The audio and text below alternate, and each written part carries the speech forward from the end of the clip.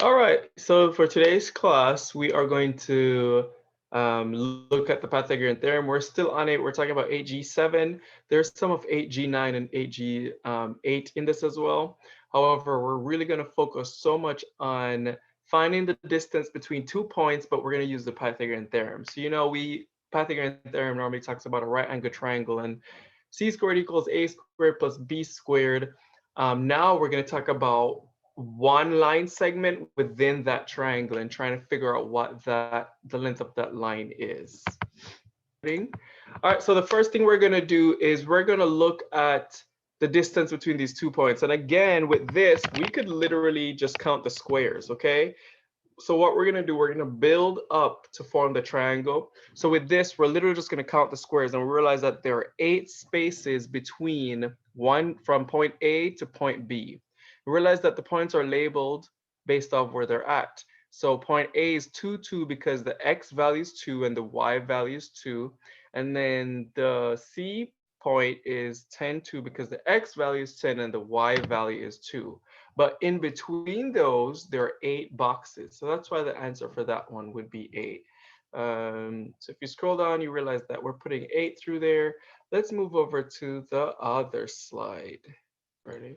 Okay, so now for this part, if we look at this, we could still do the same. All right, when it comes to horizontal and vertical lines, we could just count the distance between the 2 points. All right, so for point A and point B, it's asking us what's the distance. So all we really got to do is count the boxes. All right, if we're using a grid graph, this is a grid graph. It has the boxes on there. So let's count the boxes in between it.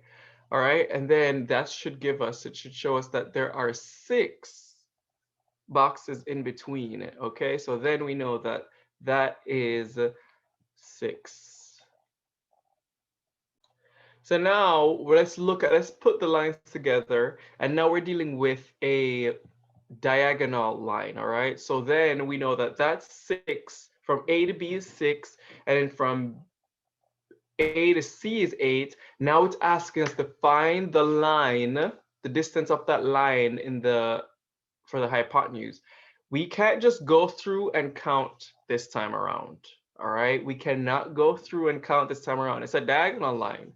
All right, we have to use the Pythagorean theorem, which we know is c squared equals a squared plus b squared. So since we already counted the 2 legs, and we know that one is 6 and one is 8, we could use that information to find out what the distance between point B and point C is. In order to do that, we need to use the Pythagorean theorem, all right?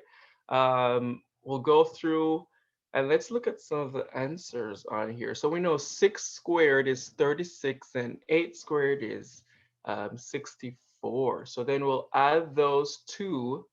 All right, and when you add those two, you get 100. So then you have to do the square root of 100, which means that the distance between B and C is 10.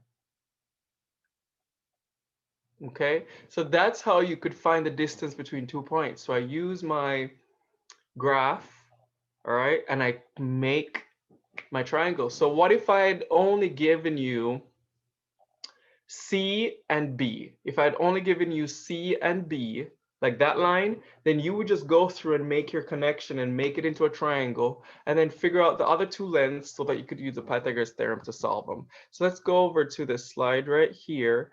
Again, it's just a reminder that I'll just read it out. Draw a triangle that would help you to find the distance between B and C. So first, you really got to draw a triangle out. And then once you do that, you go through and you find the distance between the 2 legs, and then you use the Pythagorean theorem to go through, all right? It's very simple. It's actually not that bad. You go through, you find the distance between each of the lines, and obviously for the hypotenuse, or that diagonal line, you'll need to find the Pythagorean theorem, okay? That's just a quick review of how you could use the Pythagorean theorem to go through and figure out how to solve the distance between 2 points on a grid graph.